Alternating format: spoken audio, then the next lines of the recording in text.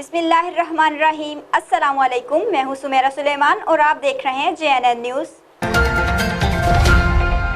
दरियाए सिंध का कटाव जारी, कई घर और स्कूल दरियाबुर्द।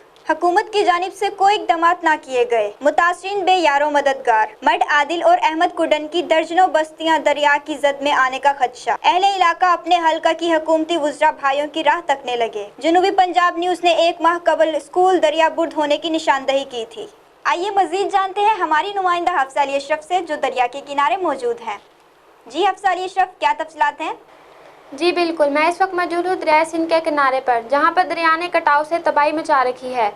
ये आप देख सकते हैं कि कितनी तेज़ी से कटाव जारी है। ये मौज़ा अहमद कुडन और मौज़ा मड आदिल का इलाका है, जहाँ पर तकरीबन 2 माह से दरियाई कटाव का सिलसिला जारी है।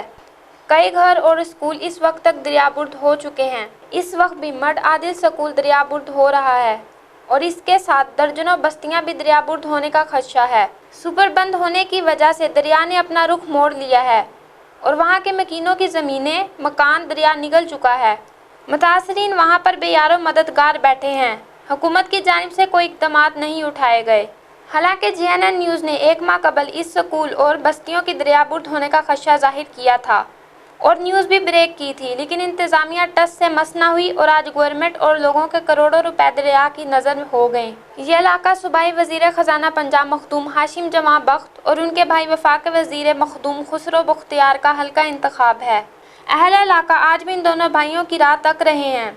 उनका कहना है कि इन वज़रा भाइयों ने इलेक्शन के दौरान सुपरबंद तामीर कराने का वादा किया था, लेकिन इलेक्शन के बाद फिर वापस नहीं आए। मुतासरीन ने वज़ीर आला पंजाब से नोटिस लेने का मुतालबा किया है। जी बहुत शुक्रिया हफ्सा अली अशरफ, तफसीलात से आगाह करने के लिए। मजीद खबरों के लिए देखते रहिए JNN न्यूज़।